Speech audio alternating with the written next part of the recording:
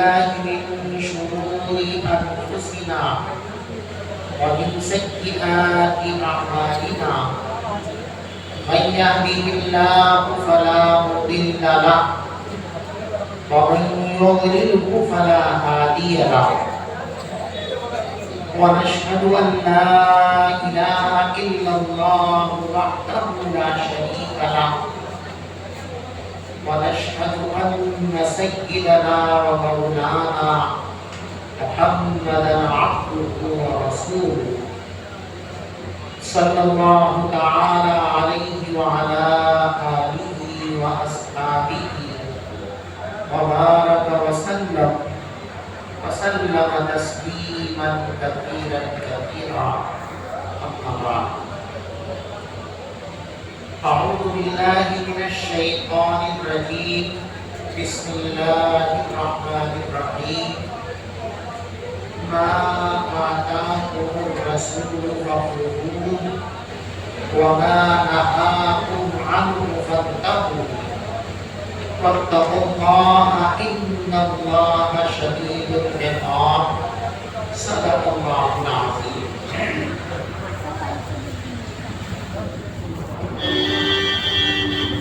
بزرگان محترم عزیز بھائیوں، اللہ تبارک و تعالیٰ کی نعمتیں پر بے شمار ہیں۔ ساری دنیا کے انسان مل کر اللہ تبارک و تعالیٰ کی نعمتوں کو اگر گننے لگے تو وہ اللہ کی نعمتوں کو گن نہیں سکے۔ یہ بات خود حق سبحانہ و تعالیٰ قرآن پاک میں ارشاد فرما رہے ہیں وَإِن تَعُدُّوا نِعْمَتَ اللَّهِ لَا تُحْصُوهَا، اگر تم اللہ کی نعمتوں کو گننے لگو تو تم اللہ کی نعمتوں کو شمار نہیں کر سکو۔ اللہ کی جو انگنت نعمتیں آپ کو اور ہمیں حاصل ہیں، ان میں سب سے بڑی نعمت اور قدرت کا سب سے بڑا تحفہ انسانوں کے لیے نبی پاک صلی اللہ علیہ وسلم کی ذات مقدسہ ہے۔ خود نبی پاک علیہ السلام ارشاد فرماتے ہیں انا رحمت اللہ، آیا میں اللہ تبارک و تعالیٰ کی وہ مخصوص ترین رحمت اور اس کا وہ خاص انعام ہوں جو اللہ کی طرف سے بندوں کو بطور تحفہ دی گئی نعمت ہے۔ تو نبی پاک علیہ السلام کا وجود، آپ کی تشریف آوری، آپ کی نبوت، یہ دنیائے انسانیت پر اللہ تبارک و تعالیٰ کا زبردست احسان ہے۔ اور اس کی دلیل یہ بھی ہے کہ اللہ نے اپنی بے شمار نعمتوں میں سے کسی نعمت پر احسان نہیں جتلایا۔ اللہ یوں نہیں کہتے کہ ہم نے بڑا احسان کیا، تمہیں روٹی دیتے ہیں، ہم نے بڑا احسان کیا، تمہیں کھانا دیتے ہیں، کپڑا دیتے ہیں، مکان دیتے ہیں، نہیں۔ ہاں، رسول پاک صلی اللہ علیہ وسلم کی بعثت اور آپ کی تشریف آوری پر اللہ تبارک و تعالیٰ نے باقاعدہ احسان کا اظہار فرمایا۔ لَقَدْ مَنَّ اللَّهُ عَلَى الْمُؤْمِنِينَ إِذْ بَعَثَ فِيهِمْ رَسُولًا، یقیناً اللہ نے ایمان والوں پر زبردست احسان فرمایا ہے، ان کے درمیان اپنے محبوب حضرت محمد مصطفیٰ صلی اللہ علیہ وسلم کو رسول کی حیثیت سے مبعوث فرما۔ اور آپ جانتے ہیں کہ اللہ کی ہر نعمت کا شکر ادا کرنا یہ انسان پر فرض بھی ہے اور یہ انسان کی ضرورت بھی ہے۔ اس لیے کہ کسی نعمت کا باقی رہنا اور اس نعمت سے حقیقی اور بھرپور فائدہ حاصل کرنا یہ شکر پر ہی موقوف ہے۔ اللہ تبارک و تعالیٰ فرماتے ہیں لَإِن شَكَرْتُمْ لَأَزِيدَنَّكُمْ، اگر میری دی ہوئی نعمتوں کی شکر گزاری کرو گے تو میں ضرور بھی ضرور تمہاری نعمتوں میں اضافہ کر دوں گا، بڑھوتری کر دوں گا۔ تو ہمارے لیے ضرورت بھی ہے اور ہمارا فرض بھی ہے کہ ہم رسول پاک صلی اللہ علیہ وسلم کی صورت میں ملنے والی نعمت پر اللہ تبارک و تعالیٰ کا شکر ادا کریں۔ شکر کا ایک معروف طریقہ جو ہمارے درمیان رائج ہے وہ یہ ہے کہ ہم زبان سے کہتے ہیں اللہ کا شکر ہے، اللہ کا احسان ہے۔ یہ بھی شکر ہے اور اس پر بھی اللہ تبارک و تعالیٰ کی طرف سے انشاءاللہ نعمتیں حاصل ہوگی، لیکن یہ حقیقی شکر نہیں۔ اسی نعمت کا حقیقی شکر یہ ہے کہ منعم اور نعمت دینے والے نے جس مقصد کے لیے وہ نعمت دی ہے اس نعمت کو اس مقصد کے لیے بھرپور طریقے سے استعمال کیا جائے۔ نعمت دینے والے نے نعمت جس مقصد کے لیے دی ہے آپ اس کو وہاں استعمال نہ کریں، دوسری جگہ استعمال کریں تو اس سے منعم کے دل کو ٹھیس لگتی ہے اور وہ یہ سمجھتا ہے کہ میری نعمت کی قدردانی نہیں کی ہے۔ ایک آدمی آپ کو ٹوپی پیش کرتا ہدیے میں کہ آپ اسے سر پر لگائیں، نماز پڑھیں، اللہ کی عبادت کریں، سنت کی ادائیگی کا ثواب حاصل کریں۔ آپ اس ٹوپی کو سر پر اوڑھنے کی بجائے اس کو پونچھا بنا لیں، اس سے اپنی میز کو صاف کریں، کرسیوں کو صاف کریں، اسٹول کو صاف کریں۔ تو جس وقت وہ ٹوپی دینے والا اپنی ٹوپی کی یہ درگت دیکھے گا اس کے تن بدن میں آگ لگ جائے گی اور وہ یہ طے کر لے گا کہ اس ظالم شخص کو آئندہ کوئی نعمت دوں گا ہی نہیں۔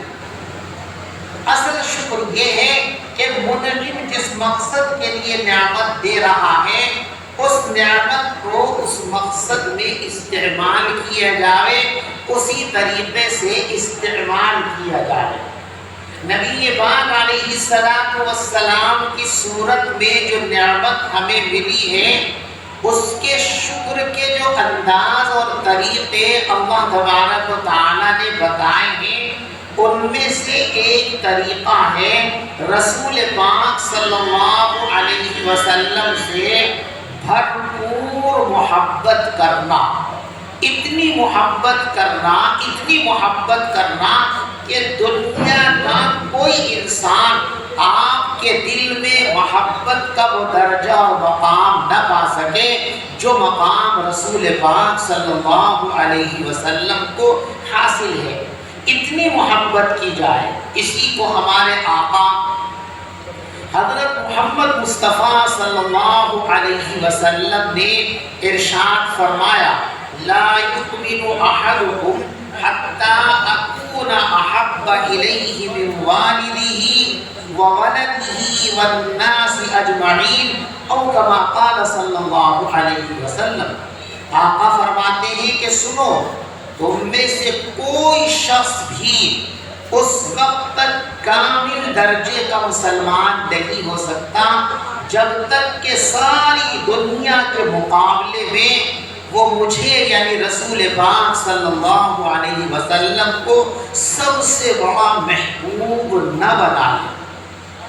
بخاری شریف کے اندر روایت ہے کہ حضرت عمر فاروق رضی اللہ تعالیٰ عنہ نے حضور پاک صلی اللہ علیہ وسلم کا یہ ارشاد سننے کے بعد عرض کیا کہ یا رسول اللہ، میں دنیا کے کسی شخص کو بھی آپ کے تقابل میں رکھ کر جب دیکھتا ہوں تو آپ کی محبت غالب ہوتی ہے، اس کی محبت مغلوب ہوتی ہے، لیکن جب میں آپ کا اور اپنی ذات کا تقابل کرتا ہوں اور یہ سوچتا ہوں کہ مجھے اپنی محبت زیادہ ہے یا نبی پاک علیہ السلام کی محبت زیادہ ہے، تو حضرت مجھے لگتا ہے کہ مجھے اپنی محبت کچھ زیادہ ہے آپ کے مقابلے میں۔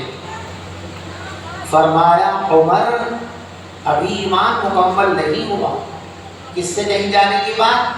حضرت عمر فاروق رضی اللہ تعالی عنہ، ان کا مقام یہ ہے کہ جس راستے پر وہ چل جاتے ہیں شیطان کو اس راستے پر چلنے کی ہمت اور مجال ہی نہیں رہتی۔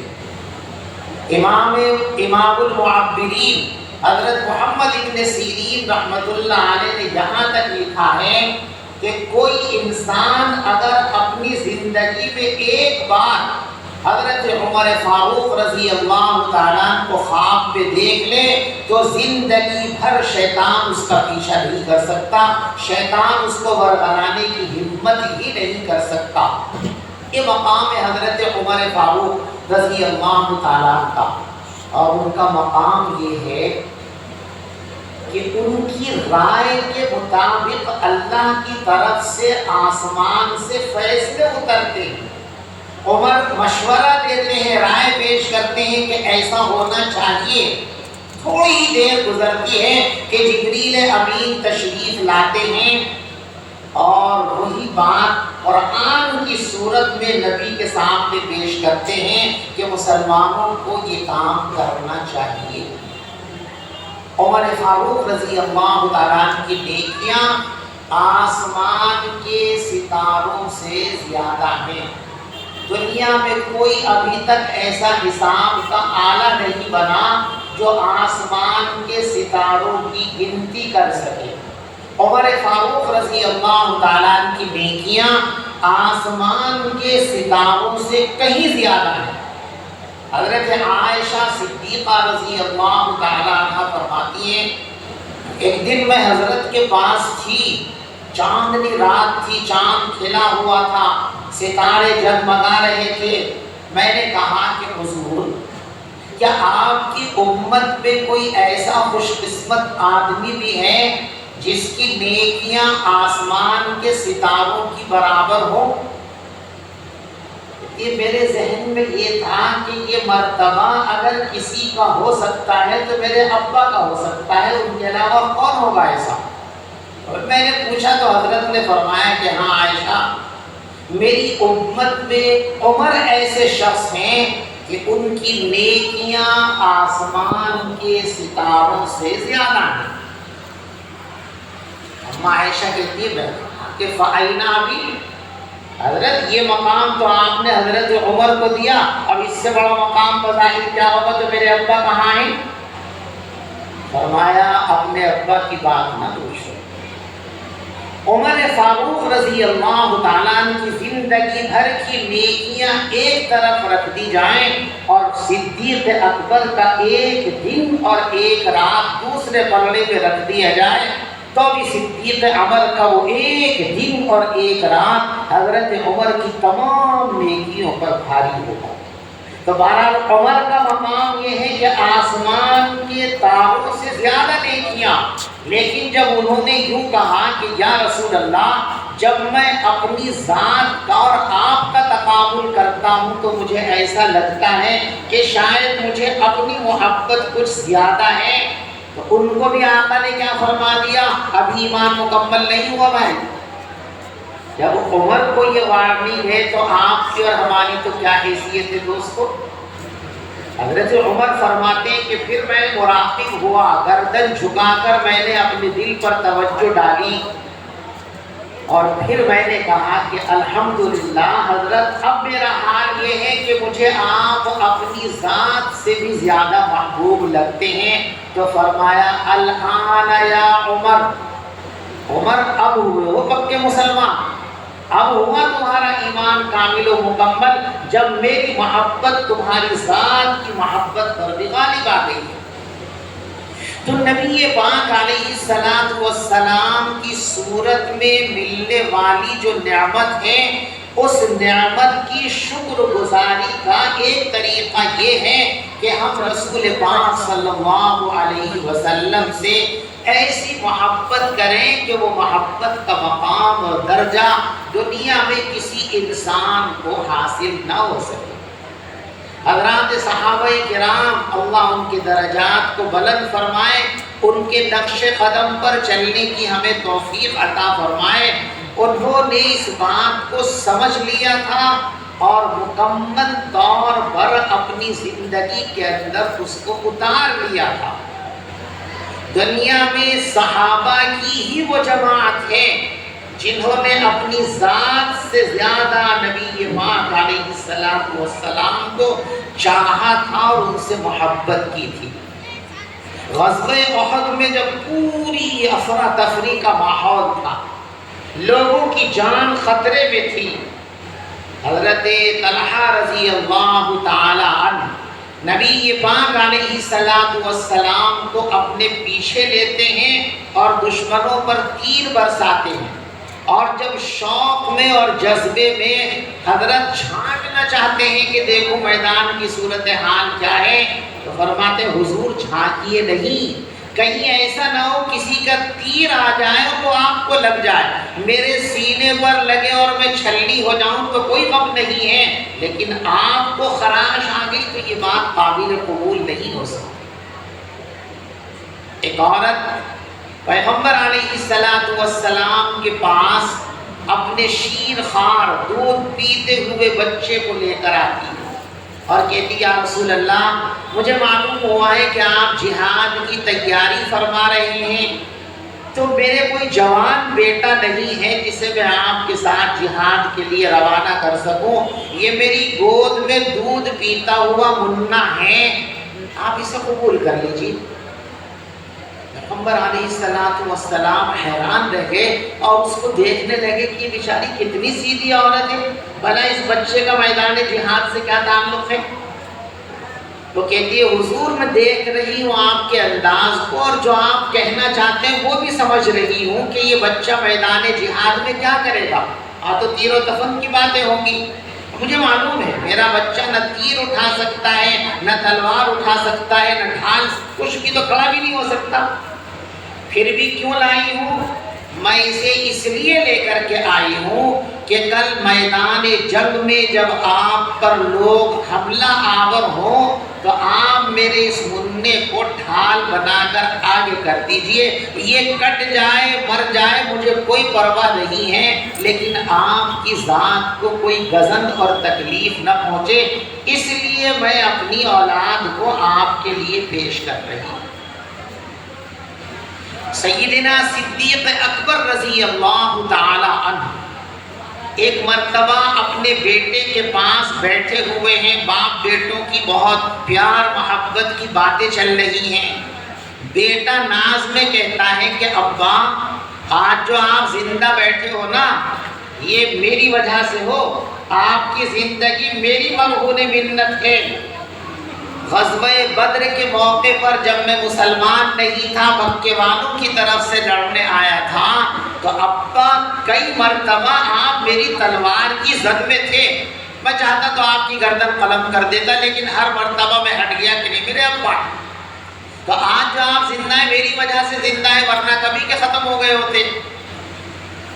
فرمایا کہ اچھا، بدر میں ایسا موقع بھی آیا تھا کہ تو اور میں پاس پاس اور قریب تھے، قسم خدا کی کھا کر کے کہو میں نے تجھے دیکھا نہیں، اگر میں تجھے دیکھ لیتا تو ایک سیکنڈ سے پہلے تیری گردن قلم کر دیتا، اس لیے کہ تو میرا بیٹا ضرور تھا لیکن رسول پاک صلی اللہ علیہ وسلم کا دشمن بن کر کے آیا تھا، اور جو آقا سے محبت نہ کرتا ہو اس سے ہمارا کوئی رشتہ بن ہی نہیں سکتا۔ ایسی محبت حضرات صحابہ کرام فرمایا کرتے تھے۔ ان کی زندگی میں محبت کے یہ واضحانہ انداز اتنے ہیں کہ رات بھر بھی ان کو بیان کرتے رہیں تو پورے نہیں ہوں گے۔ ایک مرتبہ نبی پاک علیہ السلام سفر میں آپ نے فرمایا کہ وضو کا پانی پیش کیا جائے، وضو کا پانی آ گیا، اب جو آپ نے ہاتھ دھوئے، چہرہ دھویا، تو جو وضو کا پانی آپ کے ہاتھوں اور چہروں سے لگ کر گرتا تھا، صحابہ کرام نے ایک بوند اور ایک قطرہ بھی زمین پر نہیں گرنے دیا، ایسے ہاتھ پھیلاتے لپکتے اور منہ پہ مل لیتے۔ پانی ذرا سا تھا، آپ تو آدھے لوٹے کے اندر وضو فرماتے تھے نا، ہماری طرح نہیں کہ ٹوٹی کھولنے کے بعد میں ایک ایک آدمی 10 20 لوٹے ضائع کرنے کے بعد تب اس کا وضو مکمل ہوتا ہے۔ یاد رکھو قیامت میں اس کا بھی جواب دیا جائے گا۔ ٹنکیوں میں پانی بھر گیا تو بے حساب آپ اس کو بہا دو، ایسا نہیں ہے، اس کا بھی حساب دینا پڑے گا۔ تو ذرا سا پانی سارے لشکر کو مل نہیں سکتا تھا، تو جن کو پانی ہاتھ آ گیا انہوں نے پانی مل لیا، اور جن کو ہاتھ نہیں آیا تو انہوں نے ان صحابہ کے ہاتھ پر ایسے ہاتھ ملا اور مل لیا۔ جب یہ والہانہ اور عاشقانہ یہ منظر پیش کر رہے تھے تو نبی پاک علیہ السلام کو اس وقت ہم جیسے لوگ یاد آئے، اور ہمیں سبق دینے کے لیے صحابہ کرام کو ایک بات کہی۔ صحابہ کرام اصل اس کے مخاطب نہیں تھے، اس لیے کہ ان کا ایمان تو درجہ کمال کی انتہا کو پہنچ چکا تھا۔ دراصل اس وقت ہم آپ کو یاد آئے کہ میری امت کے اندر ایسے کمزور لوگ بھی آئیں گے، ضعیف لوگ بھی آئیں گے، اور جو مجھے نہ دیکھیں گے نہ جنہوں نے میرا زمانہ پایا ہوگا، تو ہم یاد آئے۔ ہمیں سبق دینے کے لیے بظاہر صحابہ کرام کو مخاطب کر کے فرمایا کہ اے میرے جانثارو، یہ جو تم کر رہے ہو، پانی لپک لپک کے ہاتھوں کو چہروں پر مل رہے ہو، کیوں کر رہے تم یہ کام؟ کیا مقصد ہے اس کا؟ صحابہ نے فرمایا حب اللہ و رسولہ صلی اللہ علیہ وسلم، حضرت یہ کام ہم آپ کی محبت میں کر رہے ہیں، ہمیں آپ سے محبت ہے، اس لیے آپ کے بدن سے لگا ہوا پانی ہمارے لیے دنیا کی سب سے انمول دولت ہے، اس لیے اس کو ہم مل لے کر کے۔ فرمایا سنو، محبت ناروں کا نام نہیں ہے، محبت ڈینگوں کا نام نہیں ہے، محبت جو ہے چونچلوں کا نام نہیں ہے، محبت ایک ایسی حقیقت کا نام ہے جو محب کو محبوب کا غلام بنا دیتی ہے۔ محبت اگر کسی کو ہے سچ مچ تو وہ اپنے محبوب کا غلام ہوتا ہے، اس میں یہ طاقت اور ہمت ہی نہیں ہوتی کہ وہ اپنے محبوب کے اشاروں کو رد کر سکے، اس کی سوچ کے خلاف سوچے، یہ بھی کسی عاشق کی مجال اور ہمت نہیں ہوتی ہے۔ عاشق اپنے محبوب کی محبت میں اپنے آپ کو فنا کر دیتا ہے، محبوب کی خواہش کے سوا اس کا کوئی جہان اور دنیا ہی اس کی نہیں ہوتی ہے۔ تو صحابہ کرام کا مقام تھا، آپ نے فرمایا سنو، اگر تم یہ چاہتے ہو کہ میری محبت کرو، فرمایا من سرہ ان یحب اللہ ورسولہ او یحبہ اللہ ورسولہ، جو شخص یہ چاہتا ہو کہ اللہ اور اللہ کے رسول صلی اللہ علیہ وسلم اس کو اپنا محبوب بنا لیں، اور اللہ اور اللہ کے رسول صلی اللہ علیہ وسلم اس کے محبوب بن جائیں، اگر یہ چاہتے ہو کہ اللہ کی محبت ہمیں ملے اور اللہ کے رسول صلی اللہ علیہ وسلم کی محبت ہمیں ملے، تو اسے 3 کام کرنے ہیں۔ کتنے؟ 3 کام، بس وہی 3 باتیں آپ حضرات کو بتانی ہیں، بہت لمبی گفتگو نہیں ہے۔ وہ 3 باتیں آپ نے صحابہ کو فرمائی تھی، لیکن حقیقت میں اس کے مخاطب ہم تھے، آپ نے ہمیں یاد کر کے وہ باتیں فرمائی تھی تاکہ ہم وہ کام کر سکیں۔ فرمایا من سرہ ان یحب اللہ ورسولہ او یحبہ اللہ ورسولہ فلیصدق حدیثہ اذا حدث۔ پیغمبر علیہ السلام سے محبت کی پہلی سیڑھی یہ ہے کہ سچے بنو، سچے۔ اصل محبت یہی تو ہے نا کہ آدمی محبوب کے رنگ میں رنگ جائے، یہی تو محبت ہے۔ جیسے آپ دیکھ رہے ہیں کہ آج ہمارے نوجوانوں کو محبت ہے نچنیوں سے اور گویوں سے، انہوں نے جانوروں جیسا سر بنا لیا، ہمارے نوجوانوں کا سر کوئی جانوروں جیسا ہے؟ اگر ذرا صحیح انگل سے اس کو دیکھا جائے تو بالکل ان کے بالوں کے ساتھ بالکل خنزیر کی مشابہت پیش کرتی ہے۔ اللہ ہم سب کی حفاظت فرمائے۔ وہ ننگے پھرتے ہیں تو یہ بھی ننگے۔ آج اگر کوئی نشنیا، کوئی ہیرو سڑک پہ مادرزاد برہنہ نکل آوے کسی وجہ سے پاگل ہو کر کے، تو ہمارے نوجوان سڑکوں پر مادرزاد ننگے پھریں گے، اس قدر یہ اندھے ہیں ان کی محبت میں۔ تو محبت میں آدمی اپنے آپ کو محبوب کے رنگ میں رنگتا ہے، اسی کا نام محبت ہے۔ حضرت نانوتوی رحمت اللہ علیہ کے ایک مرید تھے نواب صاحب۔ اس زمانے میں داڑھی چڑھانے کا بڑا رواج تھا، جیسے موم لگا کر کے کچھ لگا کے چپکاتے تھے، اور نواب لوگ اس زمانے میں چوڑی دار پاجامہ پہنتے تھے تو وہ ٹانگوں سے 1-1.5 فٹ لمبا ہی ہوتا تھا، اللہ محالہ اس کو یہاں آنے کا گھٹنوں ٹخنوں سے نیچے۔ مرید ہو گئے، کچھ دن تک حضرت نے کچھ نہیں فرمایا۔ جب محسوس کر لیا کہ اب اس کے دل میں میری محبت اتر چکی ہے تو فرمایا بھائی نواب صاحب، محبت میں دورنگی اچھی نہیں ہوتی۔ آپ اور ہم دوست، آپ کا لباس کچھ اور، میرا لباس کچھ اور، یہ دورنگی اچھی نہیں ہوتی محبت میں۔ محبت میں تو یک رنگی ہونی چاہیے۔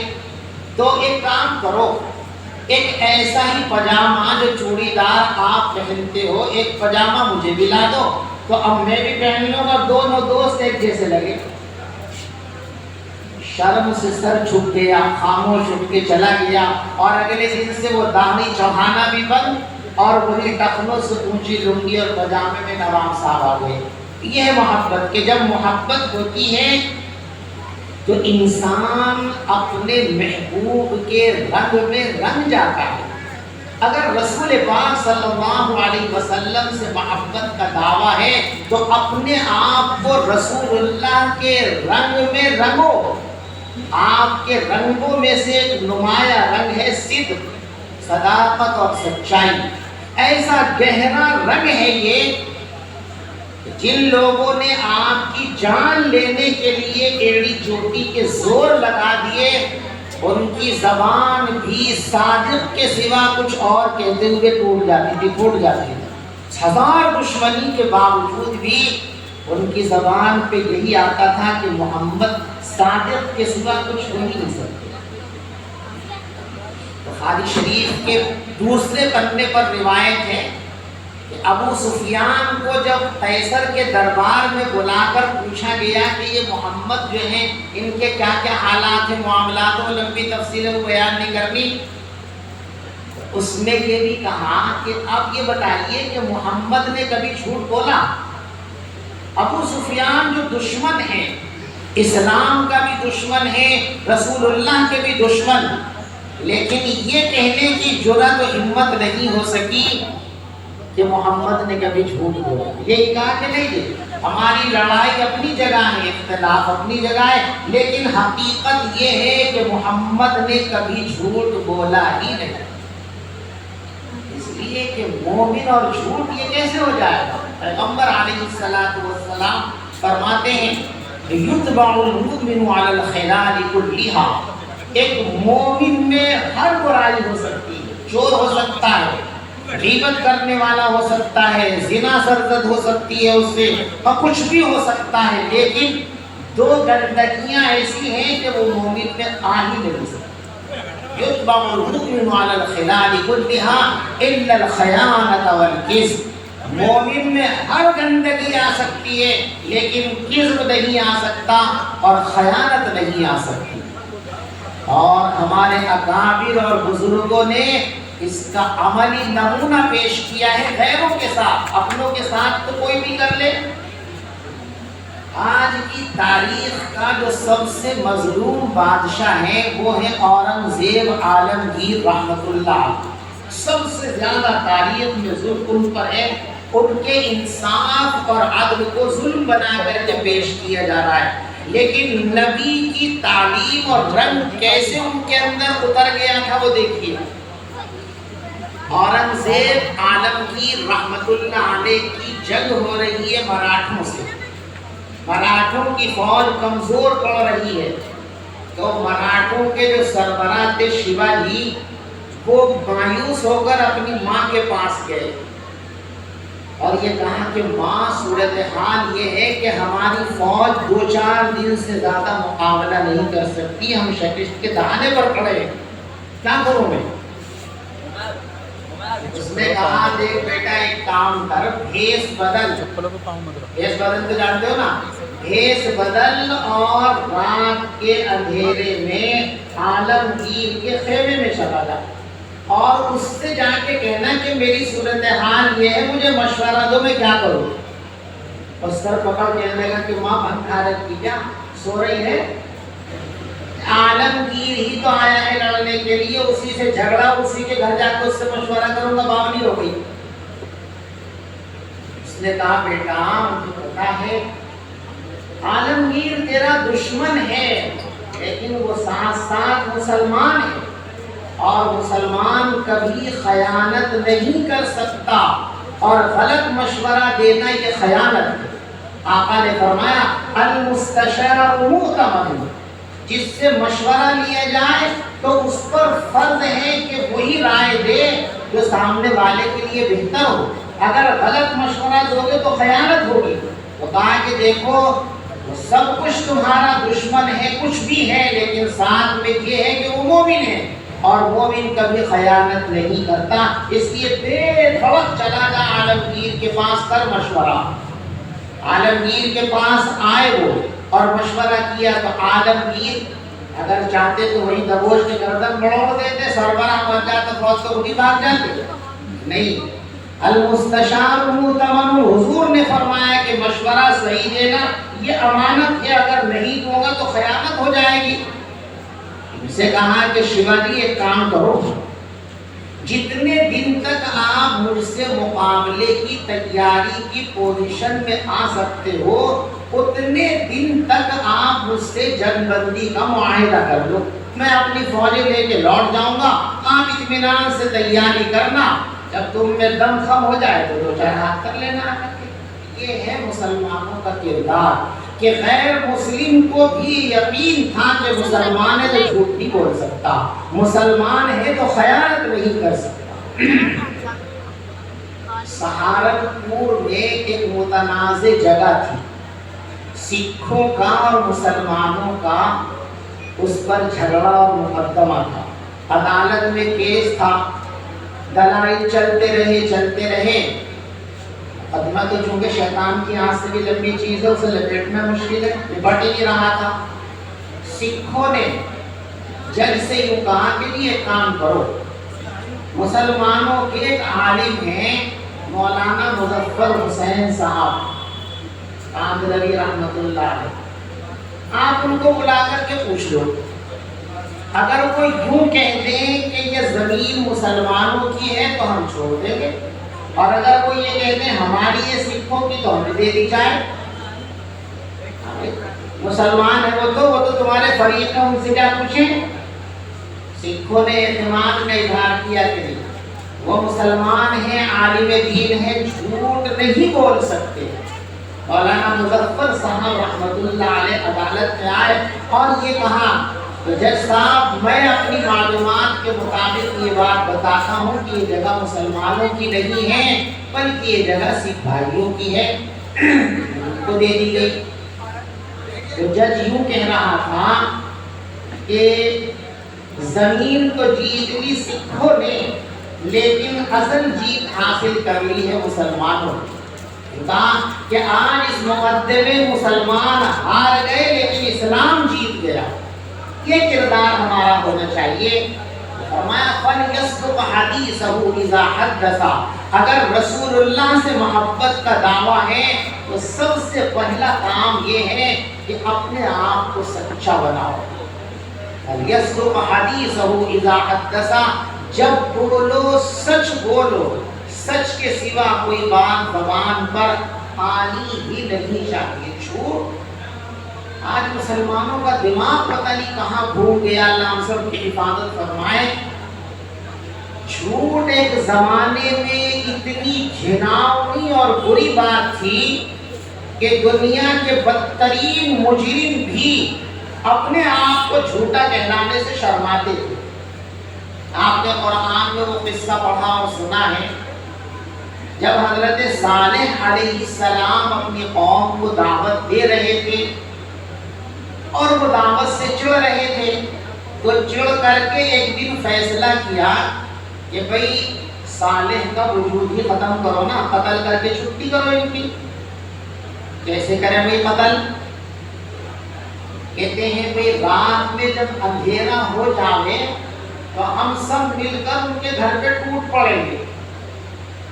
قالوا تقاسموا باللہ لنبیتنہ وأہلہ، ان سب نے کہا کہ یہ حلف اٹھاؤ کہ جیسے ہی رات کی تاریکی ہوگی ہم صالح اور ان کے گھر والوں پر ٹوٹ پڑیں گے، مار دیں گے، ان کو ختم کر دیں گے، قصہ ختم۔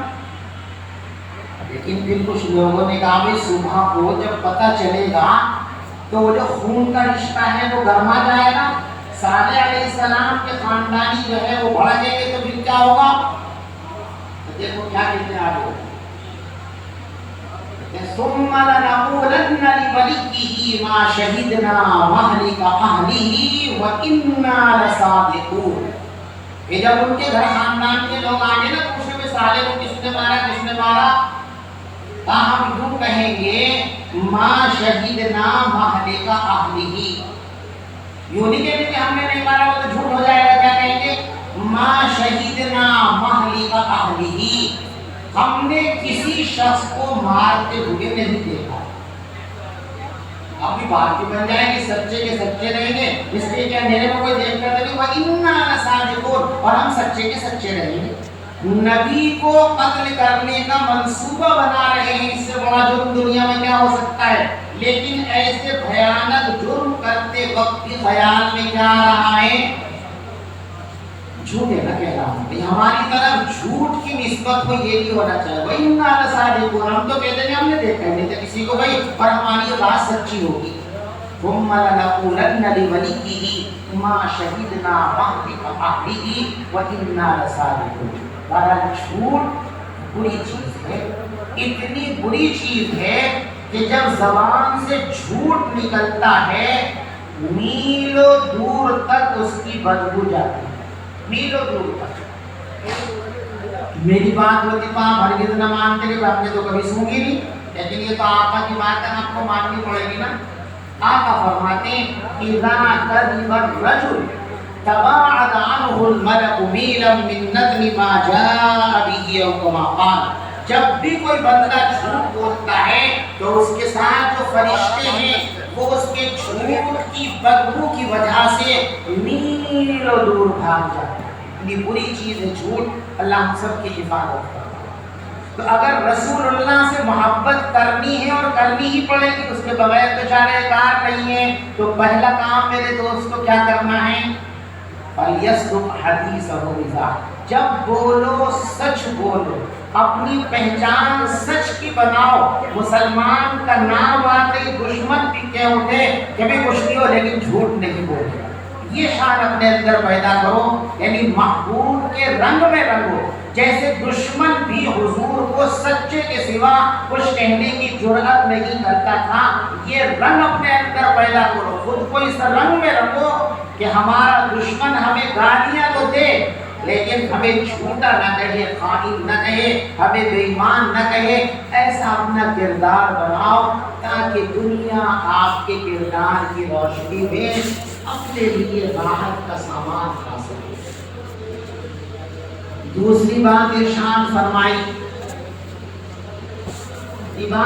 فَلْيَصْدُقْ حَدِيثَهُ إِذَا حَدَّثَ، اور دوسری بات فرمائی وَلْيُؤَدِّ أَمَانَتَهُ إِذَا تُؤْمِنَ، جب امانت سپرد کی جائے تو جس کی امانت ہے اس کو دے دو، خیانت مت کرو۔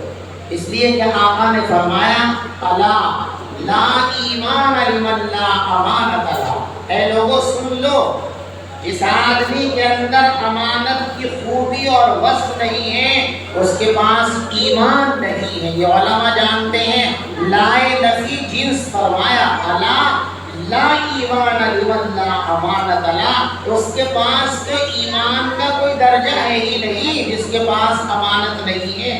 تو فرمایا وَلِيُؤَدِّ أَمَانَتَهُ إِذَا اؤْتُمِنَ، جب بھی امانت تمہارے ہاتھوں میں آئے خیانت کا تصور بھی مت کرو۔ اور تیسری چیز ارشاد فرمائی وَلْيُحْسِنْ جِوَارَ مَنْ جَاوَرَهُ، اگر رسول اللہ صلی اللہ علیہ وسلم سے محبت کرنا چاہتے ہو، جس کے پڑوس میں ایک لمحے کے لیے بھی آ جاؤ اس کے ساتھ اچھا برتاؤ کرو۔ پڑوسی کو ستا کر آپ جنت کا دروازہ کھلوا لیں یہ ممکن نہیں۔ نمازیں پڑھو، روزے رکھو، کچھ بھی کرتے ہو، لیکن پڑوسی کو اگر ستاتے ہو تو دروازہ جنت کا قسم خدا کی نہیں کھل سکتا۔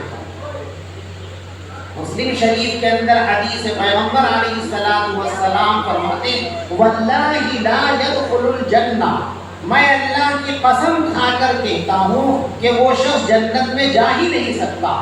حضور قسم کھا رہے، حضور تو قسم بھی نہ کھائیں پھر بھی سولانے سچی آپ کی باتیں، لیکن قسم کھا رہے واللہ لا يدخل الجنہ، قسم خدا کی وہ آدمی جنت میں نہیں جا سکتا۔ قیل من یا رسول اللہ، لوگوں نے پوچھا حضرت کس کے بارے میں یہ بات فرما رہے آپ کہ وہ جنت میں نہیں جا سکتا؟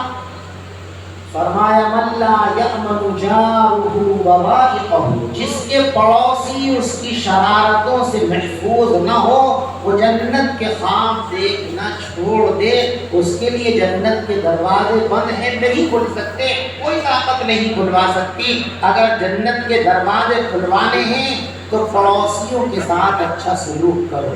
اور جنت تو بعد کی چیز ہے میرے بھائیوں۔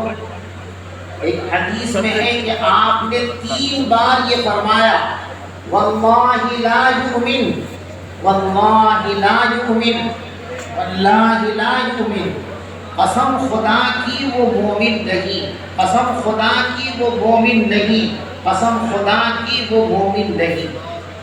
قیل من یا رسول اللہ، کون نہیں ہے، کس کے بارے میں فرما رہے؟ پھر وہی جواب دیا من لا یأمن جارہ بوائقہ، جس کے پڑوسی اس کی شرارتوں سے محفوظ نہ ہو وہ ایمان والا ہو ہی نہیں سکتا۔ ایمان کامل والی فہرست میں اس کا نام لکھا ہی نہیں جا سکتا۔ 3 بار قسمیں کھا کر آپ فرما رہے ہیں لا یؤمن واللہ لا یؤمن واللہ لا یؤمن۔ پڑوسیوں کا حق بہت بڑا ہے۔ ایک روایت میں ہے کہ کوئی آدمی اپنی زمین میں مکان بنائے اور اس کو اس طرح بنائے کہ اس کے پڑوس میں جو مکان ہیں ان کی دھوپ اور ہوا کا نظام میں خلل پڑ گیا، فرمایا ایسا آدمی پکا مومن کبھی نہیں ہو سکتا۔ حلال